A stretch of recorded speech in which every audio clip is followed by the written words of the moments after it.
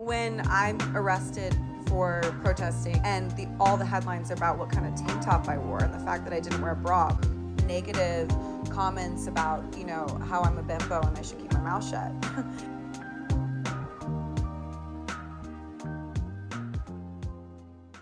Bonjour à tous, my name is Alice and welcome back to my channel. Why did I pick such a controversial topic? So maybe you've had this conversation with friends or just by yourself. The ambivalence of female sexual empowerment in the music industry or on social media, and the good amount of objectification that goes with it. It is a controversial conversation to have because most of us are speaking from a place of privilege. I'm white, I'm middle class, and I never really struggled financially. So who am I to say if this is morally acceptable or not? So what I want to do in this video isn't to give you like a definite answer or a hot take, because I don't think there is any. It's more about trying to understand the discussion that exists around this topic. Why are we so focused around ethics? Why do some people see it as anti-feminist and why others see it as a form of female empowerment? For this video I want to focus on two different examples, Cardi B, a rapper, and Emily Ratajkowski, a model and influencer. A very important distinction to make between the two is that Cardi B is an artist, a singer, which means that she has a certain power over her image. Whereas with Emily Ratajkowski, she's often used as a medium between a brand and a consumer, which means that she often has to take on the brand's message. So there definitely is a difference between the two women in terms of agency and independency, and that's something we want to keep in mind for the rest of the video. Throughout history, female sexuality went from something that is regulated to something that is more personal and can be shared or expressed publicly. So it's true that in the case of WAP, some words have been censored, but you still get the message. The video hasn't changed that much, and yeah, you get what she's talking about. In recent years, female sexuality and the attention it gets from the male gaze has become so powerful. They gave some women access to money, to capital, to privilege. From a viewer position, some might find it very inspiring, and others will think it is completely disgusting and unacceptable. So that's why I want to start our discussion on the reasons why Emily Ratajkowski and Cardi B decided to express their sexuality so openly in an autobiographical essay in The Cut. Emily said, "I dropped out of UCLA to pursue modeling and was working for it regularly. I opened an IRA and paid off my first and only year at college with the money I'd made. I wasn't doing anything fancy or important, mostly e-commerce jobs for places like Forever 21 and Nordstrom, but the money was better than what any of my friends were making as waitresses or in retail. I felt free of the bosses my friends had to deal with, free of student loan debt, and free to travel and eat out more, and do whatever the hell I pleased. So yeah, financial security and freedom." Now let's take a look at Cardi B.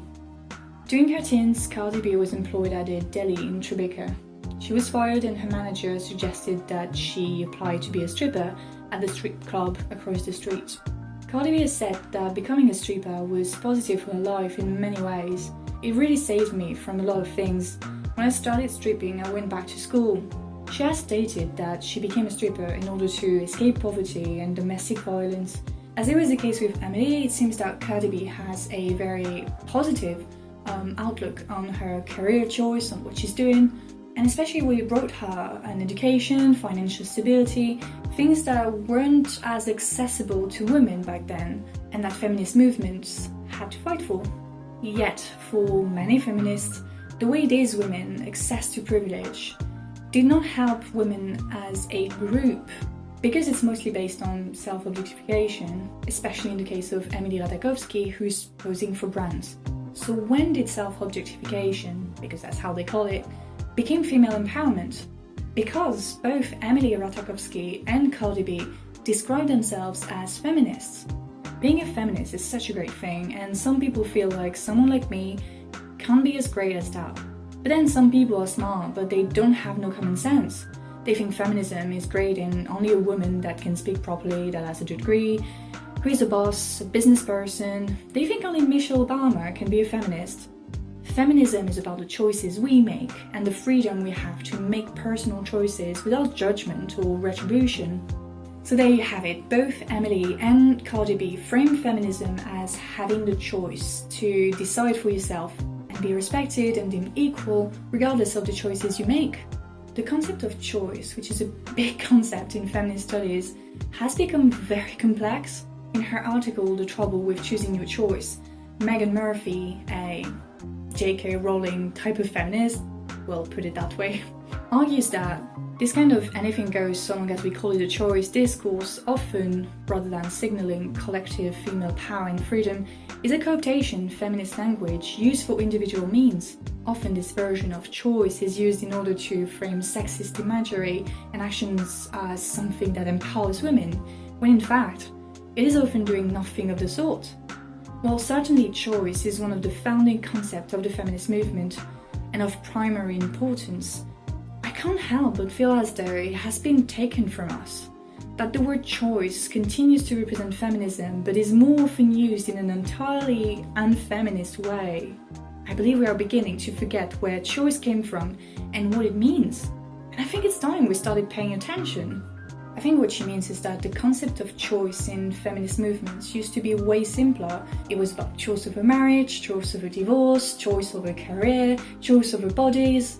Now a lot of feminists, usually white feminists like Murphy, see the situation right now as a reversal of those gains, a subversion of what choice really means, and that implies that we need to restrict that choice or act in a way that there is not even a choice, so regulate self-objectification or regulate the ways in which female sexuality is represented in the media.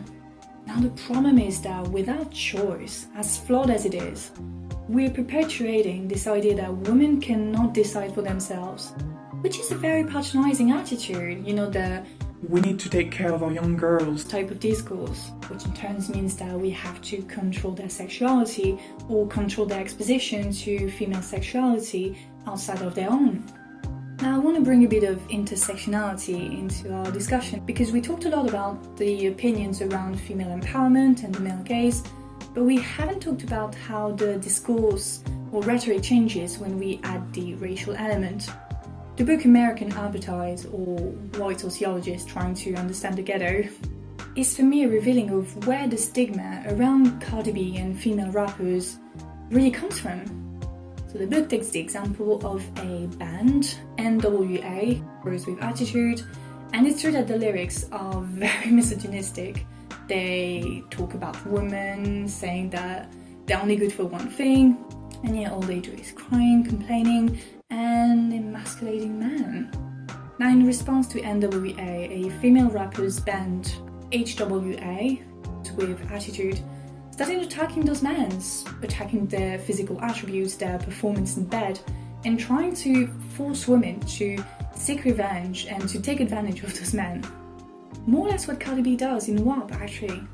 What is really problematic with this book is that it assigned to the black community in the ghetto a culture that is not unique to the black community. Hearing men talking about how women are stupid, emotional, blah blah blah, or that they cannot have power at home or outside the home, isn't something specific to the black community or the ghetto. For lack of a better word, we live in that society. On top of that, those sociologists showed concern for young black girls, for their obsession with sexuality or their desire to quickly join the moms club. All of it is in the book, I promise. And according to them, it's that culture that perpetuates what they call the underclass. The message is very clear.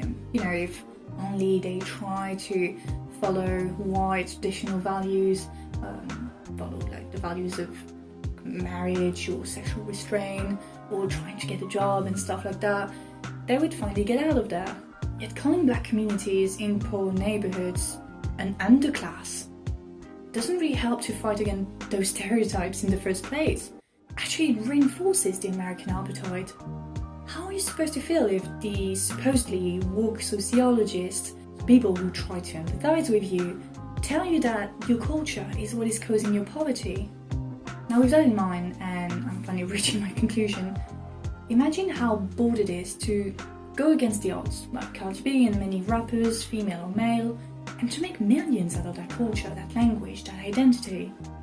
Because yes, talking about drugs and alcohol and being violent isn't super healthy. And yes, it's true, female sexuality using self-objectification doesn't sound super feminist.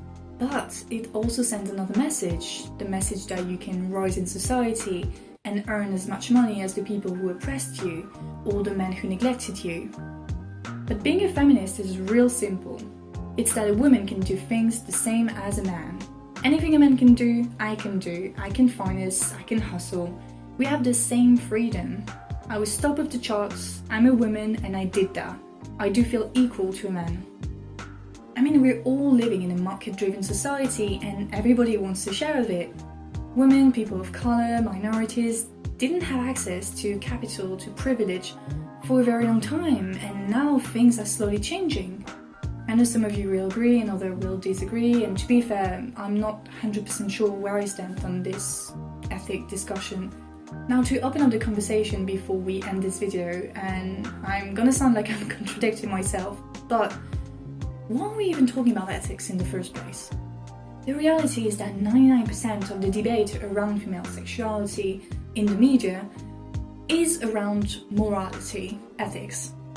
Yeah, what makes a job ethical? How many jobs requires you to sell your image in a way? Acting is one, modelling, of course.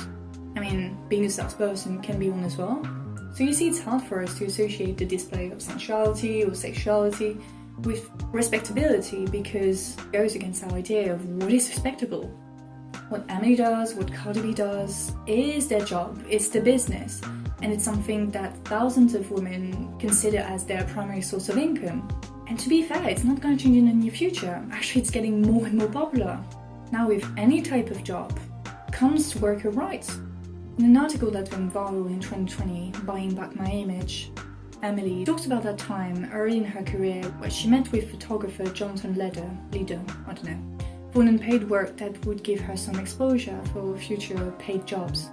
They met at his house and he progressively asked her to undress herself until she was completely naked and took pictures along the way. Besides his blatant misogyny, mansplaining, patronizing attitude, a lovely gentle man, you may say. Jonathan also did a book and an exhibition with the photos of Emily naked, of course, without her consent. And this happens years after the photo shoot. After days of trying to figure out how to sue Jonathan, Emily's lawyer said that it was fruitless. The expenses aside, it was already too late. The pictures were all over the internet. He had won. This incident stems from the idea that because they lost respect for themselves by posing naked, by presenting themselves as sexual objects, then it is legitimate to treat them as such objects. They're not worthy of any legal protection. And after events like that, because it happens all the time, while people will continue to bring it back to ethics. Yeah, but she should have known, she should have posed naked, she should have asked for the pay. Protect our young girls. Girls and women are really tired of hearing that.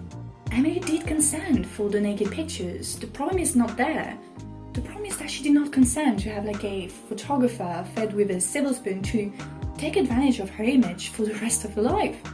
You see, there's a lot of work to be done, and I'm only talking about the tip of the iceberg, the story we hear about, and the people who made it to the top. But for me, that's clearly where we need to put our energy towards.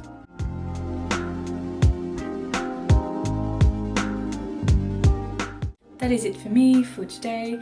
I kept this video relatively short, but I'll put a few links to other videos or articles that go a bit more in depth or that elaborate on a few points I mentioned. Nevertheless, I hope you enjoyed it. Comment down below if you have any ideas, advice or suggestions. Don't forget to like, to subscribe, it really helps me grow the channel. And yeah, I'll see you next week. Salut!